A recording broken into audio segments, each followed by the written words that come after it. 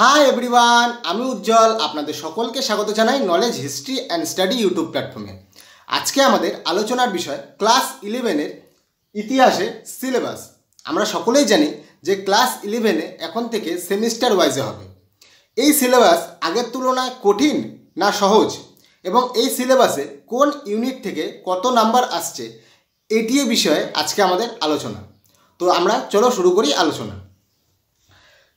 এখন থেকে তোমাদের দুটো সেমিস্টারে পরীক্ষা হবে, সেমিস্টার 1 এবং সেমিস্টার 2। প্রত্যেকটি সেমিস্টারে 3টি করে ইউনিট থাকবে, ইউনিট 1, ইউনিট 2, ইউনিট 3, এখানে ইউনিট 4, ইউনিট 5, ইউনিট 6। তো দেখা যাক আমাদের প্রথম সেমিস্টারে 3টি ইউনিটে কি কি রয়েছে।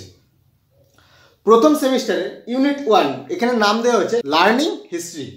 এখানে কি কি থাকবে? Pre history, proto history, medieval history, Indo Persian relationship. অর্থাৎ এখানে তোমাদের থাকবে পাথরের যুগ থেকে শুরু করে হরপ্পা এবং ভারত এবং রোমানের সম্পর্ক। এখান থেকে তোমাদের 10 নম্বরের এমসিকিউ থাকবে। এর পরের চ্যাপ্টারের নাম দেওয়া হয়েছে এম্পায়ার।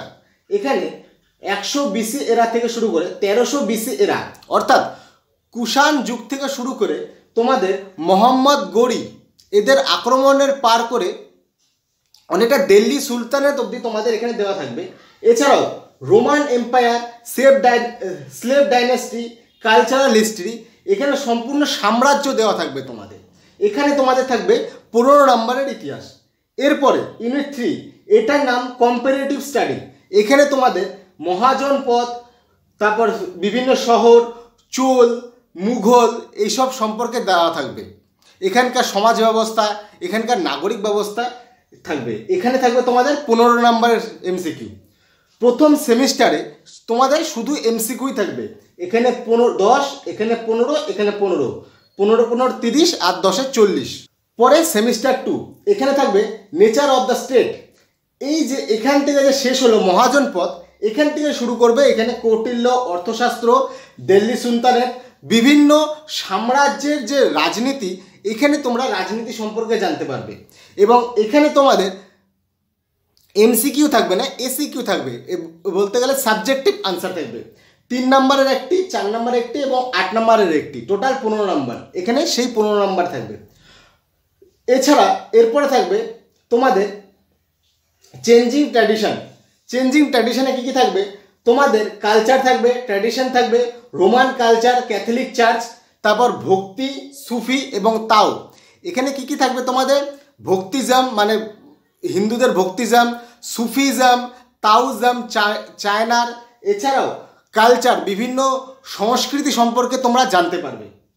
এখানে কোনো 8 নম্বরের প্রশ্ন থাকবে না, এখানে 6 এবং 4-এর প্রশ্ন থাকবে, টোটাল নম্বর থাকবে 10। এরপরে থাকবে এক্সপেন্ডিং হরিজন। এটি একটি তোমাদের বলতে গেলে নতুন পাবে তোমরা। এখানে একটু বোরিং, কিন্তু এখানে একটু বুঝতে হবে।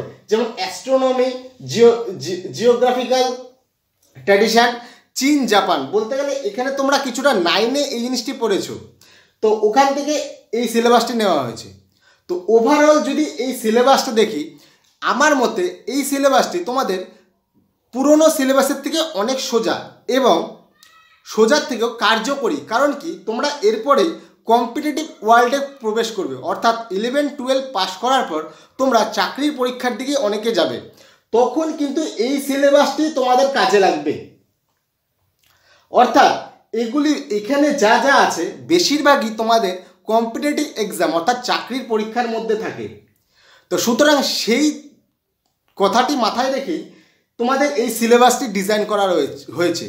এবং এই সিলেবাসটি তোমরা যদি এখন ভাবো যে আমরা খালি নোট পড়ব, কোশ্চেন তুলে তুলে মুখস্থ করব, হবে না। কারণ কি, তোমাদের এখানে ডেপথে যেতে হবে। এমসিকিউ থাকবে, শর্ট কোশ্চেন, যত ডেপথ নলেজ থাকবে তত তোমাদের ভালো হবে। তোমাদের এখানে একদমই চিন্তা করার বিষয় নেই। এই তোমাদের যত সিলেবাস রয়েছে, সিলেবাসের 6টি অধ্যায়, এবং 6টি অধ্যায় যে কয়টি টপিক রয়েছে, প্রত্যেকটি টপিকের জন্য ডিটেল ভিডিও আমি তোমাদের এই চ্যানেলে দেব, এটি আমি তোমাদের কথা দিচ্ছি। তো সুতরাং তোমাদের একটিই কাজ, যে তোমরা চ্যানেলটি অবশ্যই সাবস্ক্রাইব করে বেল নোটিফিকেশানটি অন করে নাও। যখনই আমি কোনো নতুন ভিডিও দেব, তখন তোমাদের নোটিফিকেশানটি চলে যাবে। এই ছিল তোমাদের সিলেবাস নিয়ে আলোচনা। ভিডিওটি ভালো লাগলে অবশ্যই লাইক করবে, চ্যানেলে নতুন থাকলে অবশ্যই সাবস্ক্রাইব করবে এবং বন্ধুদের সাথে শেয়ার করবে এবং কমেন্ট করে জানাবে কীরকম লাগলো। দেখা হচ্ছে পরের একটি ভিডিওতে। ততক্ষণে ভালো থাকো, সুস্থ থাকো। জয় হিন্দ।